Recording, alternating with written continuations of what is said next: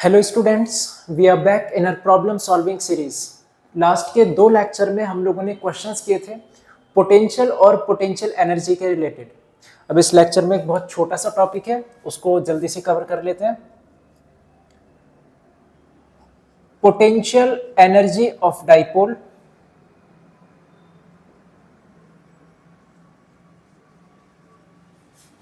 In electric field.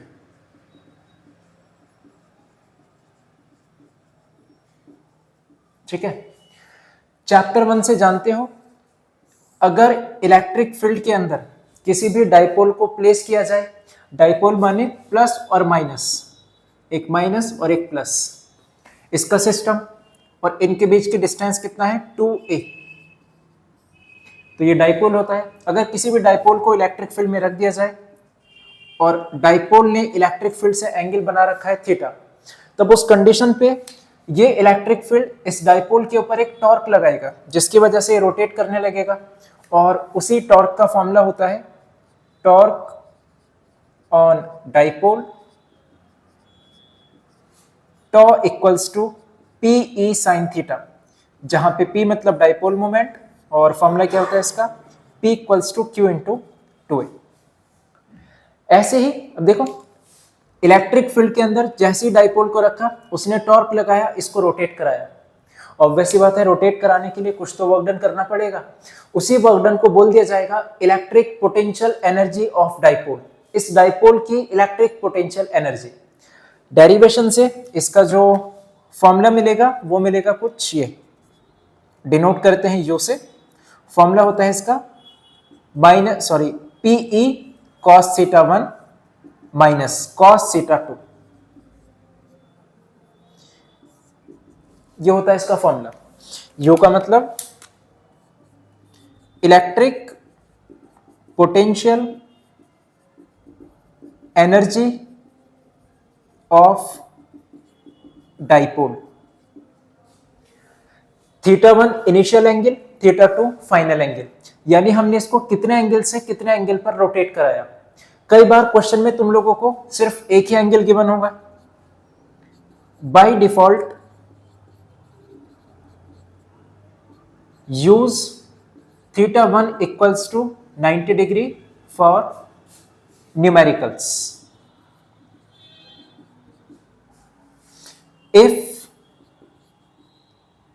Only one angle is given, अगर question में तुम लोगों को सिर्फ एक एंगल गिवन है, फिर भी ये पोटेंशियल एनर्जी पूछी जाए, तो बाय डिफॉल्ट फर्स्ट एंगल को मान लिया जाता है 90 डिग्री। देखो फॉर्मूला कैसे चेंज होगा, अगर थीटा 1 को 90 डिग्री रख दो, cos 90 की वैल्यू 0, तो कितना बचेगा पीई माइनस कॉस थीटा 2, तो एनर्जी का फॉर्मूला हो जाएगा माइनस पीई कॉस थीटा 2। अब थीटा 1 या थीटा 2 लिखने की जरूरत नहीं है, इसको नॉर्मली लिख सकते हो पीई कॉस थीटा, क्योंकि 1 और 2 इसलिए लगाया हमने, यहां पर फॉर्मूले के अंदर दो एंगल्स थे, एक को लिख दिया थीटा 1, एक को लिख दिया थीटा 2। अब क्योंकि पहला एंगल 90 हो चुका, cos 90 की वैल्यू 0, तो अब एक ही एंगल बचेगा, 1 और 2 लिखने की जरूरत नहीं है, तो सिर्फ minus PE cos theta. Majority of the cases में ये वाला फॉर्मूला यूज होगा minus PE cos theta, but या तो इसको रखना है जनरल फॉर्मूले को। ठीक, इसको नोट करना। इसी में एक चीज और पूछी जाएगी, ये डाइपोल स्टेबल कब होगा, अनस्टेबल कब होगा, और इसकी एनर्जी 0 कब होगी।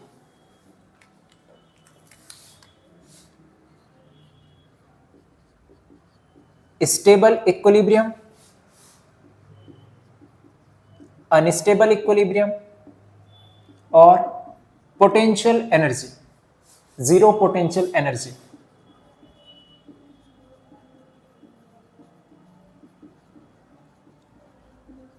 देखो, एनर्जी और स्टेबिलिटी एक दूसरे के इनवर्सली प्रोपोर्शनल है। किसी भी बॉडी की जितनी ज्यादा एनर्जी होगी वो उतना ही कम स्टेबल होती है। एनर्जी और स्टेबिलिटी एक दूसरे के इनवर्स चलती है। Energy inversely proportional to stability, तो कोई बॉडी जितना ज्यादा स्टेबल है उसकी एनर्जी उतना ही कम होगी। यहां पर हम कंडीशन चेक कर रहे हैं कि डाइपोल स्टेबल कब होगा, तो डाइपोल की एनर्जी को चेक कर लो, minus PE cos theta, energy minus PE cos theta, dipole की energy minus PE cos theta. पहला केस, हम चाहते हैं कि डाइपोल अनस्टेबल हो जाए। सबसे ज्यादा अनस्टेबल कहां पर, सॉरी सबसे ज्यादा स्टेबल कहां पर होगा, पहले केस में पूछा गया है। तो डाइपोल स्टेबल तब होगा जब उसकी एनर्जी कम होगी।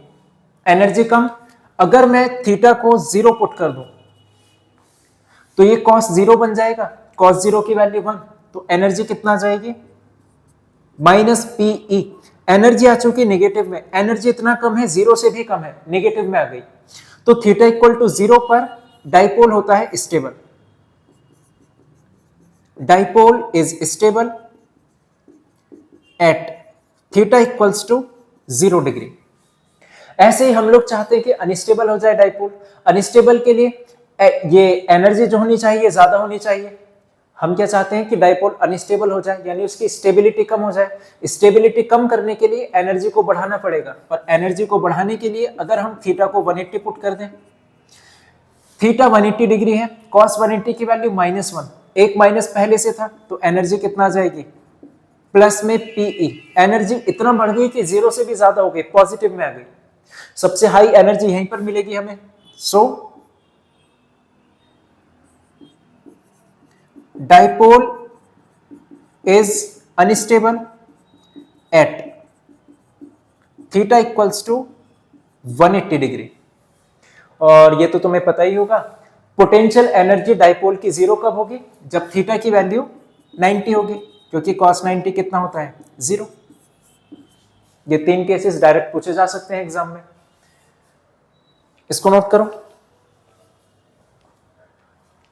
इसके बस एक दो बेसिक क्वेश्चन करते हैं, फिर तुम्हारा पोटेंशियल वाला पार्ट खत्म। नेक्स्ट लेक्चर से हम लोग स्टार्ट करेंगे कैपेसिटेंस। चैप्टर का नाम यही है ना, इलेक्ट्रिक पोटेंशियल एंड कैपेसिटेंस। तो इलेक्ट्रिक पोटेंशियल वाला पार्ट ओवर, फिर कैपेसिटेंस वाला पार्ट स्टार्ट होगा। इसके बेसिक बेसिक 2 क्वेश्चंस कर लो, क्योंकि बहुत ज्यादा डिटेल में नहीं आएगा, सीधा फॉर्मूला बेस्ड क्वेश्चंस होंगे। देखो, an electric dipole of length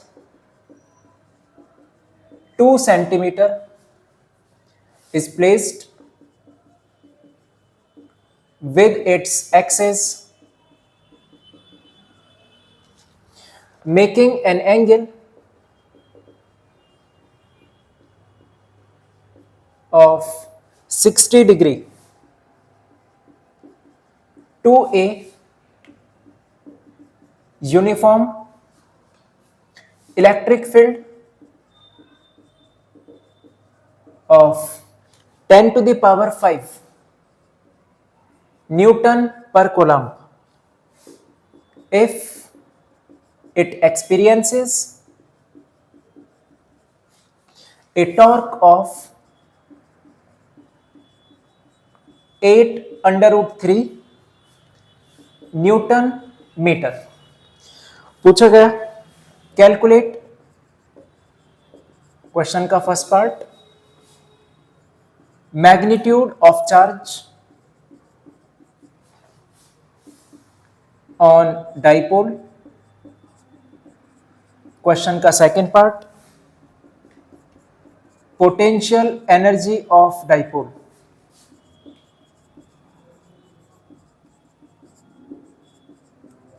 ठीक है, देखो पहले जो जो डेटा गिवन है उसको नोट कर लो। बोला गया एक इलेक्ट्रिक डाइपोल है जिसकी लेंथ है 2 सेंटीमीटर। किसी भी इलेक्ट्रिक डाइपोल की लेंथ लिखी जाती है 2a। ये तो मान के चलते हैं q इंटू 2a। 2a मतलब उस पूरे डाइपोल की लेंथ, सिर्फ a मत कर देना, काफी बच्चे कर देते हैं इसको। तो 2a है 2 सेंटीमीटर। अब a की वैल्यू मत निकालने बैठ जाना, हमें यूज करना है 2a। तो 2a का मतलब 2 सेंटीमीटर, मीटर में चेंज करो इसको, 0.02 मीटर। 100 से डिवाइड कर दिया। Is placed with its axis making an angle of 60 degree. Angle given है हम लोगों को 60 degree with uniform electric field of 10 की पावर 5। इलेक्ट्रिक फील्ड गिवन है हमें 10 की power 5। If it experiences a torque, torque given है 8√3 newton metre. Calculate magnitude of charge, q की वैल्यू पूछी गई। Potential energy of dipole, U पूछा गया। तो देखो टॉर्क गिवन है, तो टॉर्क का फॉर्मूला क्या बताया था अभी, torque equals to PE sine theta. Torque given है हमें 8√3, P dipole moment formula q into 2a, electric field question में गिवन है 10 की पावर 5, थीटा वो भी गिवन है साइन 60, 2a की वैल्यू भी गिवन है 0.02, q into 0.02 into 10 to the power 5 sine 60 √3 upon 2, q equal to 8√3 into 2 upon 0.02 into 10 की पावर 5 इंटू √3। कैलकुलेशन करोगे आंसर आ जाएगा। √3 से √3 कैंसिल, पॉइंट हटाओगे 2 0 ऊपर लग जाएंगे, 2 से 2 कैंसिल, तो 8 इंटू 10 टू द पावर -3 इतने कूलम चार्ज आ जाएगा हमारे पास। फर्स्ट पार्ट क्लियर, ये समझ आया फर्स्ट पार्ट। क्वेश्चन का second part, potential energy of dipole, dipole की पोटेंशियल एनर्जी पूछी है। अब देखो क्वेश्चन में हम लोगों को सिर्फ एक ही एंगल गिवन है, ये 60 डिग्री। अगर दो एंगल होते तो हम लगा देते PE cos θ1 minus cos θ2, but क्योंकि क्वेश्चन में सिर्फ एक एंगल गिवन है तो हम लोग सिंपल लगा देंगे इसको u इक्वल टू माइनस के पीई cos θ, एक एंगल वाला। p कितना है q इंटू 2a, q तो निकाल चुके, 8 इंटू 10 की पावर -3, 2a कितना है 0.02, इलेक्ट्रिक फील्ड कितना है 10 की पावर 5, cos θ, थीटा भी गिवन है 60। अब कैलकुलेट कर लेना, इसको याद जाएगा। cos 60 की वैल्यू 1/2, ये मैं 10 की पावर को सॉल्व कर रहा हूं, 10 की पावर 5 और -3, 10 की पावर 2, 0.02, cos 60 की वैल्यू 1/2, ठीक है। 2 से ये कैंसिल, 0.01, 0.01 10 की पावर 2 कैंसिल, माइनस के 8 इतना जूल। पोटेंशियल एनर्जी है ना, एनर्जी किसमें होती है जूल में, तो यह क्या आंसर हमारे पास। ये समझ आया, इसको नोट करो। कोई बहुत हाई फाई क्वेश्चन नहीं आएगा इस टॉपिक से, बहुत एकदम सिंपल सा आएगा जैसा ये कराया है, और ये एक बार आ चुका है, बोर्ड का ही क्वेश्चन है।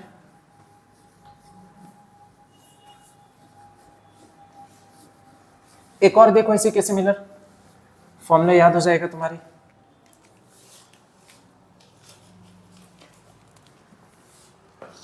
ये भी बोर्ड का ही क्वेश्चन है, पूछा जा चुका, एकदम similar question. An electric dipole of length 4 centimetre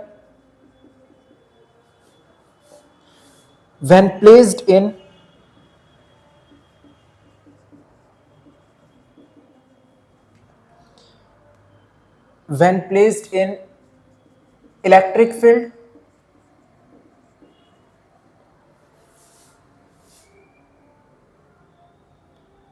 experiences a torque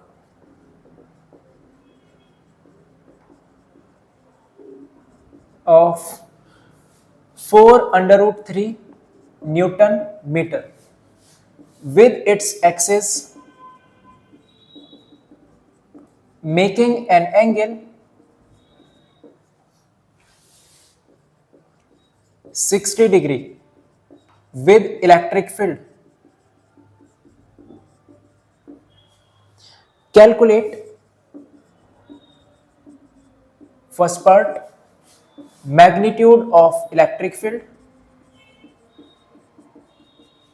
second part potential energy of dipole if dipole has charge plus minus 8 nano coulomb. पहले इसके पहले क्वेश्चन में इलेक्ट्रिक फील्ड गिवन था, चार्ज पूछा गया था। इस बार हमें चार्ज गिवन है, इलेक्ट्रिक फील्ड पूछा गया है, और एनर्जी तो दोनों ही केस में पूछी गई है। देखो जो जो गिवन है फटाफट से लिख दो। डाइपोल की लेंथ 4 सेंटीमीटर, मीटर में चेंज करो 0.04 मीटर। इलेक्ट्रिक फील्ड तो हमें फाइंड ही करना है, और टॉर्क गिवन है 4√3 न्यूटन मीटर। एंगल हमें गिवन है, बस एक ही एंगल है 60 degree. Calculate magnitude of electric field और पोटेंशियल एनर्जी बतानी है डाइपोल की। अगर चार्ज हमें गिवन है 8 nano coulomb, plus minus charge है, हमें सिर्फ मैग्नीट्यूड से मतलब होता है। नैनो कूलम को कूलम में चेंज कर लेना 10 की पावर -9 से मल्टीप्लाई करके। टॉर्क का formula PE sin theta. Torque कितना है 4√3 P यानी Q into 2A। Electric field वो तो फाइंड ही करना है। साइन थीटा कितना है 60 डिग्री। Q क्वेश्चन में गिवन है 8 इंटू 10 की power -9। 2A 0.04 electric field find करना है। साइन 60 √3/2। √3 से √3 यहीं पर कैंसिल, 2 से 8 यहीं पर कैंसिल, 4 से 4 कैंसिल, बचेगा क्या 1 इक्वल 10 की पावर -9 इंटू 0.04 इंटू E। तो E आ जाएगा 1/0.04 इंटू 10 की पावर -9। 10 की पावर -9 ऊपर जाएगा तो 10 की पावर +9। इसको पॉइंट को हटा दो, ऊपर 2 0 लग जाएंगे, 4 से कैंसिल करो, 4 2 ज़ा 8, 4 5 ज़ा 20। तो ये हो जाएगा 25 इंटू 10 की पावर 9 न्यूटन पर कूलम। पहला पार्ट समझ आया, इलेक्ट्रिक फील्ड की वैल्यू मिल चुकी। हमें चाहिए पोटेंशियल एनर्जी। डाइपोल की पोटेंशियल एनर्जी का formula U equal to -PE cos theta. सिर्फ एक ही एंगल गिवन है तो ये वाला फॉर्मूला यूज करेंगे। ज्यादातर यही पूछा जाएगा, ये बोर्ड के ही क्वेश्चंस हैं तो यही पूछा जाता है बोर्ड में, बट फिर भी तुम्हें जनरल फॉर्मूला ध्यान रखना है PE cos θ1 minus cos θ2। By chance अगर वो आ जाए P Q into 2A। Q कितना है 8 इंटू 10 की पावर -9। 2A 0.04 इलेक्ट्रिक फील्ड हम निकाल चुके 25 इंटू 10 की पावर 9। cos थीटा, थीटा पता है 60, वैल्यूज पुट करो आंसर आ जाएगा। देखो 10 की पावर -9 से 10 की पावर +9 कैंसिल, 25 4 ज़ा 100 और 2 पॉइंट लगे हैं तो यानी कि 1.00 यानी 1 ही हो जाएगा। cos 60 की वैल्यू हाफ, 2 से ये कैंसिल, तो इस बार एनर्जी आ गई -4 जूल। समझ आया कैसे अप्लाई करना है फॉर्मूला? तो इस पे बहुत ज्यादा क्वेश्चन करने की जरूरत नहीं है, 2 क्वेश्चन काफी है ये, ठीक है, इसको नोट करो। तो आज के सेशन में बस इतना ही, ठीक, इनकी प्रैक्टिस कर लेना क्वेश्चन की। बाकी अगली क्लास से हम लोग स्टार्ट करने वाले हैं क्वेश्चंस बेस्ड ऑन कैपेसिटेंस के बेस पर हम लोग क्वेश्चन करेंगे, सीरीज पैरेलल वगैरह जितने भी टाइप के क्वेश्चंस होते हैं, तो इनको प्रैक्टिस कर लेना। All the best.